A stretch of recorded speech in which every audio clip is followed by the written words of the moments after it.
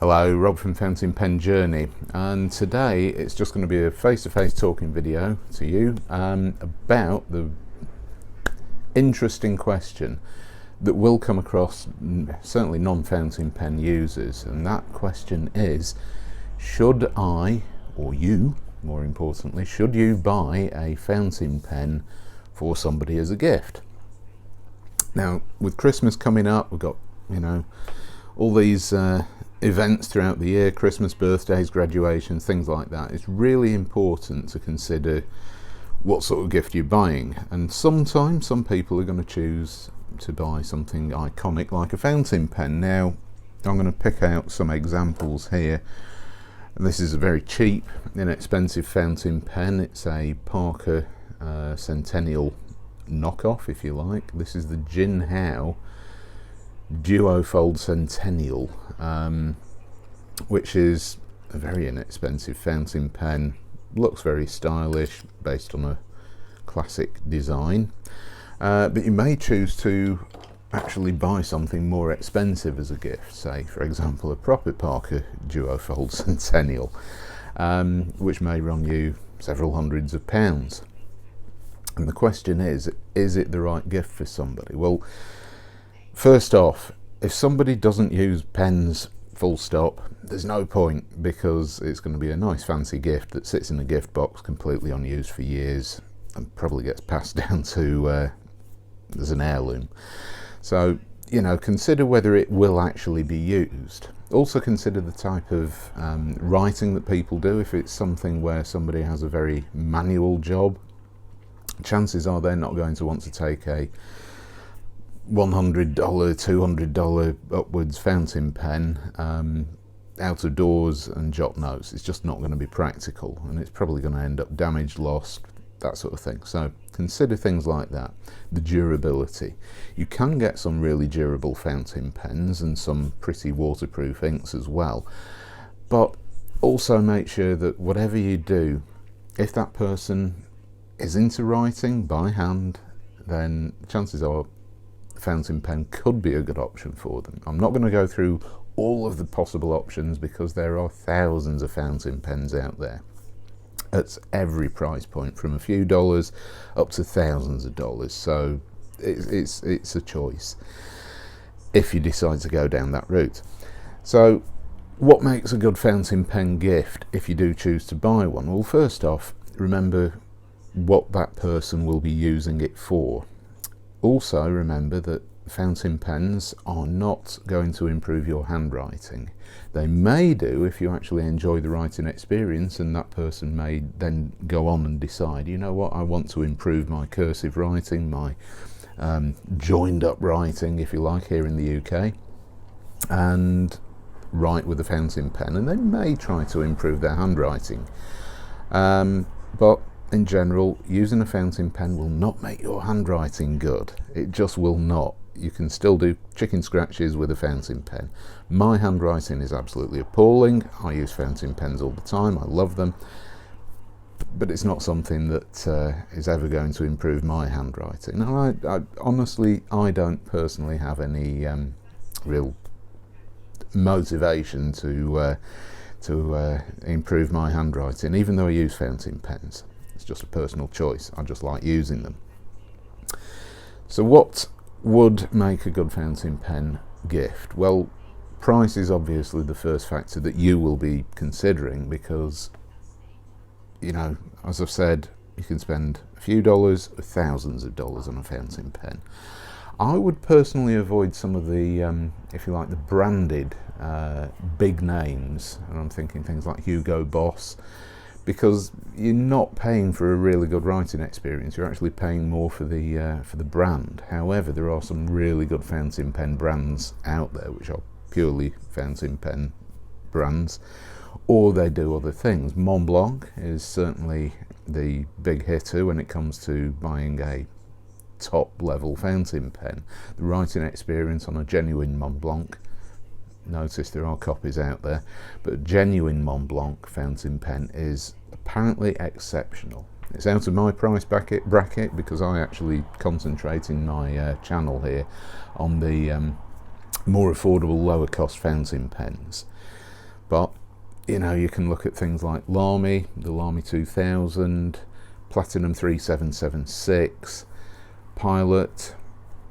You've got a whole range of well-established fountain pen brands out there which do make exceptional fountain pen gifts, and if you're going to stretch over $100, then certainly consider any of those. Think about the way it's going to be used, because some people are going to use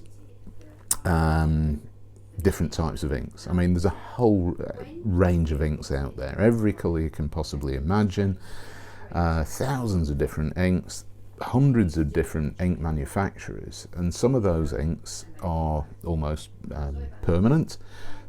Some are waterproof, most are not. Most inks used for fountain pens are going to be pretty much water-based, and if you get them slightly wet, the ink just goes. It just runs and disappears and fades, and fountain pen inks are not very water friendly usually, so do bear that in mind. So you think about the actual fountain pen, but also the writing experience that that person is going to be expecting. If all the person does is write on cheap office copy paper, that paper will be very absorbent, so you're going to have to consider what type of nib the person will be using. Now, in general, I would always recommend, when you're buying a fountain pen for somebody else and you don't know whether they're going to be, you know, au fait with using a fountain pen, I would always go for a medium nib as the option. Reason being is that it's an average nib width. There's line widths that you get with different fountain pens: extra fine, fine, medium, broad, double broad, sometimes called extra broad. There are also stub nibs and italic nibs. I would avoid those. Certainly I would stay in the region of fine, medium and broad for somebody using a fountain pen for the first time, with medium being the average sweet spot for most people. Now, on highly absorbent office copy paper, medium nibs can actually bleed through the paper to the other side, can be a bit annoying. It's the ink just soaks into the paper so easily, so quite often fine or extra fine nibs are better on that type of paper, the cheap paper, but they tend to have more feedback, if you like, scratchiness. It's not scratchiness technically in the fountain pen world, but the average user will find a fine or even an extra fine nib somewhat scratchy on paper if they're not used to it, because they'll press down like they're using a ballpoint and the nib digs in and it's got a very fine pointy tip, and that will dig into the paper if they're not used to it. So even though an extra fine or a fine nib is better on cheap copy paper, which is absorbent, it's going to scratch. There's going to be more feedback, and certainly many people find that that is a turn off for them when they're using a fountain pen. Medium nibs have more tipping material on the end of the nib, and it provides a smoother experience across the paper when writing, so I'd go with that. Broader nibs are generally broader lines, and they tend to be even smoother because they've got a huge amount of tipping material and there's more ink lubricating between the nib and the paper. However, on pretty much every cheap copy paper, a broad nib is going to lay down so much ink, it's just going to absorb into the paper, it's going to feather outwards, so the writing will look, if you like, a little bit blurry and perhaps even indistinct. You have to write quite large to use a broad nib, and it will bleed through to the other side of the paper. So you write on this side, turn the page, and you've got dots and maybe even the visible writing has bled through to the other side of the paper on cheap paper. So consider the type of paper that the person will be using. Also, on the subject of the actual inks, it's important to remember that, you know, some people may use blue or black inks only in the office. If it's going to be used in an office environment, their employer or organisation that they work for may stipulate that. So if you buy them outlandish ink colours, purples, greens, all sorts of other colours, it might not be suitable for work, if you like. So do think about that as well. Now the pen itself, think about the size, because size is varied. My hands are this big, size 9, which is, I believe, large in general for gloves and things like that. But if you've got smaller hands, you may need a smaller fountain pen. So the smaller the fountain pen, I'll just use this Jinhao Centennial as an example. This is a pretty average size fountain pen. In fact, I'm going to demonstrate using I have a whole stack of pens here. I have a Lamy All-Star. That's not an All-Star, this is an All-Star. Lamy All-Star, which is a very popular beginner's fountain pen. It's, if you like, the industry standard size for most fountain pens. It's what most people compare them to. And as you can see, that fits really well in my hand. It's not too big, it's not too small, and it's a nice length. Some people post their caps, and that's the action of putting it onto the back of the pen, and that can add some length, but it also provides some extra weight at the back, which doesn't always balance the pen out really well. So I tend to write with fountain pens unposted. Something to consider. I mean, the cap I hold on to, some people may put it down, some people may, you know, lose it. So it depends on the person. Watch them how they write with a normal pen. So size, something to consider. Weight, in general, most fountain pens are not massively heavy. Some are really light, some are really heavy. I'm thinking things like this, really cheap, incredibly cheap, a few dollars, couple of dollars. This is the Jinhao 159, which is an all metal fountain pen based on the Mont Blanc 149. Excuse me. And it is, as you can see, it's not a hugely long pen, but it's a big heavy pen. You can't post the cap very easily. It doesn't work very well like that. But as you can see, you know, chunky pen. So that is something which some people may consider as far as size and weight. So you've decided on choosing a fountain pen. You're thinking about the nib size, the nib width, if you like. Extra fine, fine, medium, broad. I'd stick with those. And that is also going to depend on the person's handwriting. So if you write with a medium nib and you write a letter E, undercase, lowercase, letter E, with a medium nib, and the hole in the E joins up with the medium nib, you need a finer nib, because otherwise your writing will be indistinct and you'll end up with sort of blobby looking writing. So that is one way of gauging the correct nib width for you or the person. So we talked about the actual size of the fountain pens. Also got to think about the filling system. Now, fountain pens are really good from the point of view that there is far less waste than using a ballpoint pen. Billions of ballpoint pens, disposable ballpoint pens, are thrown away into landfill every year. They're not recycled in general, and that's just a huge amount of waste, huge amount of plastic waste. Whereas a fountain pen, they have a filling system. So basically, if you unscrew the barrel of a cartridge converter fountain pen, you will find in this Jinhao, for example, a converter.